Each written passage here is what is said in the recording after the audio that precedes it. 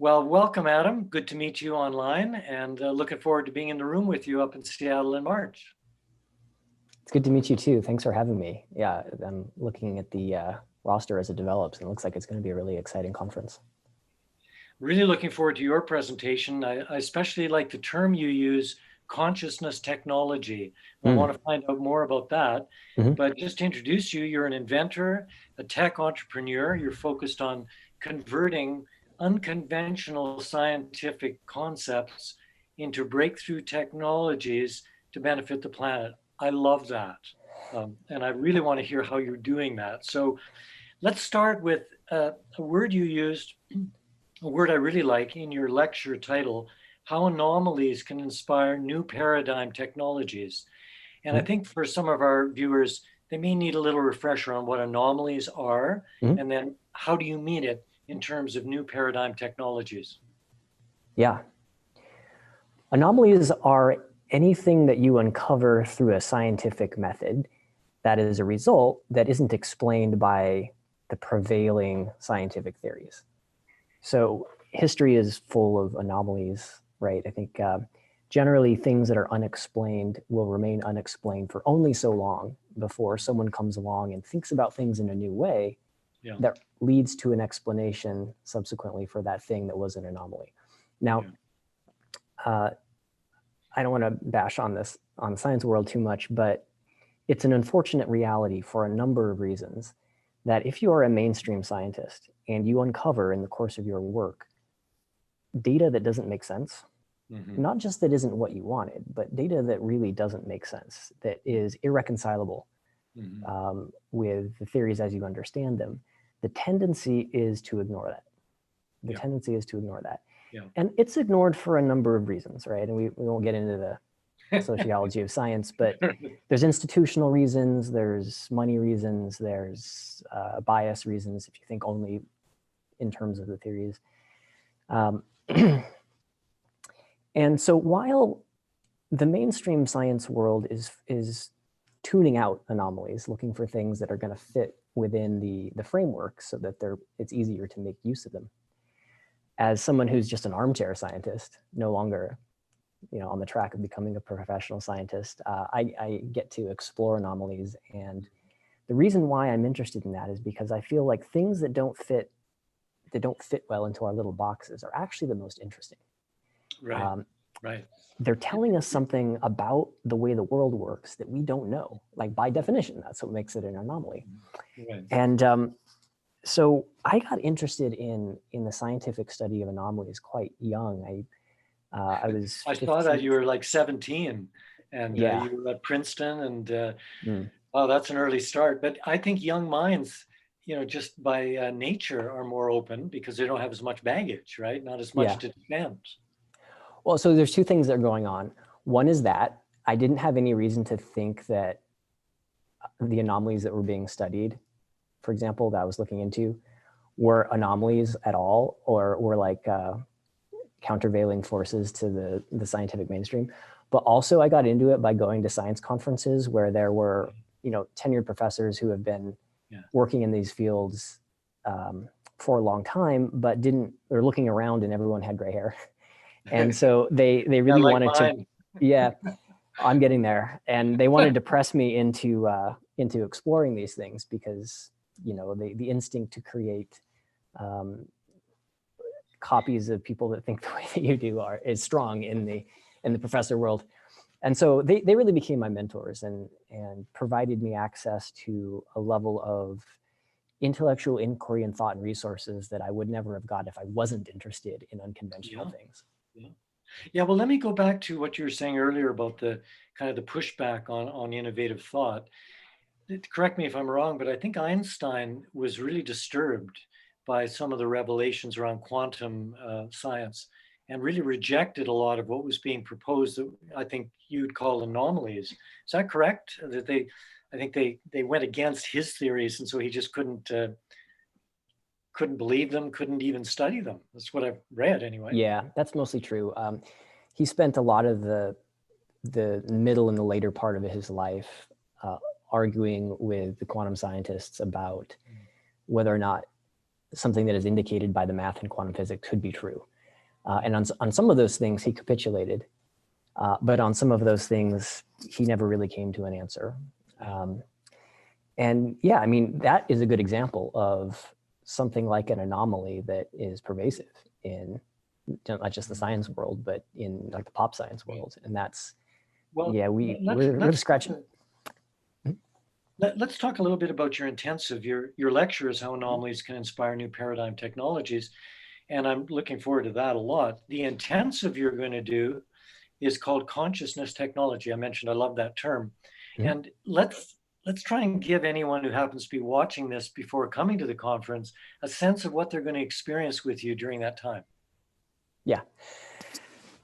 So much of my background, to the extent that I have one, is in the scientific study of consciousness. And my particular area has been in looking to see if consciousness can do things that it's not supposed to do, meaning it's sort of in the realm of mind-matter interaction.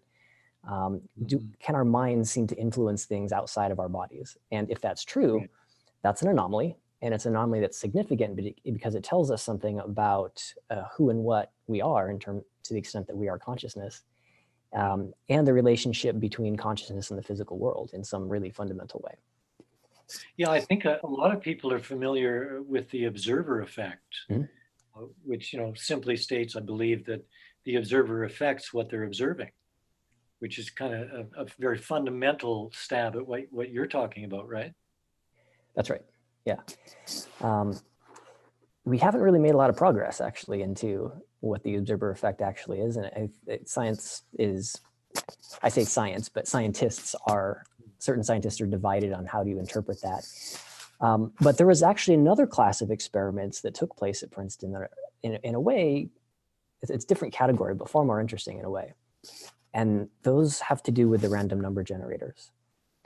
So starting in basically the 80s, the dean of the engineering school, Robert John, became interested in the subject of whether or not, like what is the nature of consciousness, basically. And he ended up setting up this really simple experiment in which you had a physical random source. We call a random event generator, a random number generator.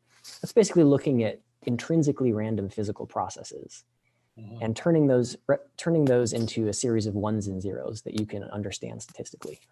You can think of it kind of like a coin flipper, flipping random heads and tails, right? Yeah, which over time will even out and that's be right. 50-50, right? Yeah. And so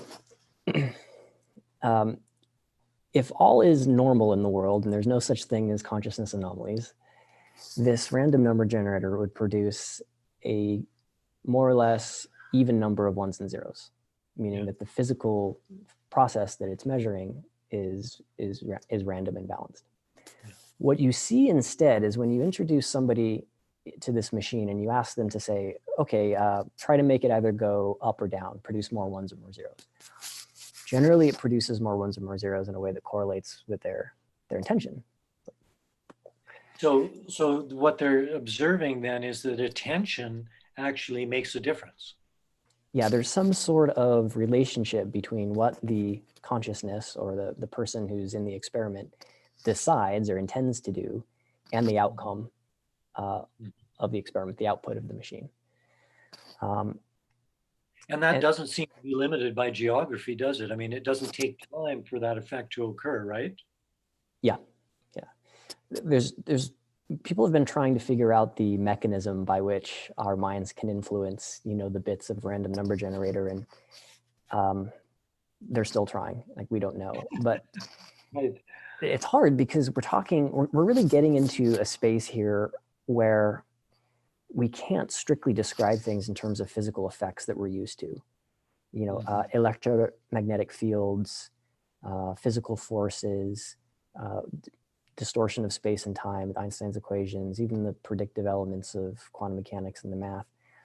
There are, like, a lot of these anomalies, consciousness being one, are difficult, tremendously difficult, because they evade our current ability to formulate a mechanism for how it works. we're really moving beyond that stage where people are going to disagree that we're getting these anomalies. It's like, okay, this is real. It's not fraud. It's not not understanding how to set up an experiment correctly. Yeah. But it's really okay, this stuff is real. How do we explain it? What are they? Where does it come from? Right. And I think that let me ask you a question about that in kind of present day time. You're in this field. Do you see more of this happening? That there are more anomalies appearing? Because this is what I'm getting in my life, and my friends are saying more and more of this. You know, I think Einstein called it spooky action at a distance, but just things you can't explain, synchronicities, that there's more and more of that happening now. Is that what you're observing? that's certainly true in my own life. And my immediate friend circle, which is a totally biased circle, are also having a lot of interesting subjective things like that happen. In terms of where we are as a society, and maybe speaking generally, like scientifically or whatever, we've been operating from a worldview that a lot of people call materialism or physical reductionism. And that's basically said that the domain of mind and everything else is it's either outside science or it's totally explained within the mechanistic materialistic framework. And that is really falling apart. It's rapidly falling apart. And so I think with the anomalies, these are little clues, little guideposts that to me are saying that we're going to be investigating effects that we can't really explain right now, but we can take advantage of. We're moving out of this physical reductionist framework, metaphysical framework, really, for understanding the world, and into something else. And that something else, I don't know what it is, but you were right at that inflection point. Yeah. Well, this has got to be, challenging just the basic equilibrium of scientists who've been invested in that worldview. And now there's evidence that it's not gospel. Yeah. And nobody understands what's coming, but they know something different is showing up in our awareness. I think I kind of feel some sympathy For sure. for those people. It must be really disruptive. You know what's funny is I used to think strictly along those lines as well. But the more that I talked, and lately too, the more that I talk to, let's just call them mainstream scientists, the more that I realize that deep down, they are really excited about these things that we're talking about. They're into UFOs, they're into free energy, they're into alternative health, they're into consciousness, they're into all this stuff. It's just that there's been this blanket around them that keeps them from talking about it, but they're all into it. And they all if you ever want to get a scientist to stop, just to prattle on and just ask them about problems in their fields or things that they're ignoring, and they'll tell you the same story. So it's probably just a very, very convicted few physical reductionists who really want to keep the world in a small box, who speak on behalf, presumptively speak on behalf of science, which is, I don't even know what that is. And it doesn't reflect the human reality of the participants in establishing some objective and agreed upon framework for what the world is and how it works. Well, I'm sure a couple of glasses of wine helps. It always does. Well, just back to the intensive, which I'm so looking forward to. Where are you going to take us? Yeah. Well, I had it all planned out, and then I had another idea, and I think I'm going to go with this other idea. Good. I might do that a third time between now and then. All right. Well, we won't hold you to anything you say, right? It'll be good. I try to, to the extent that I do give talks, I try to avoid it just being like pedantic Adam, talking about abstract things.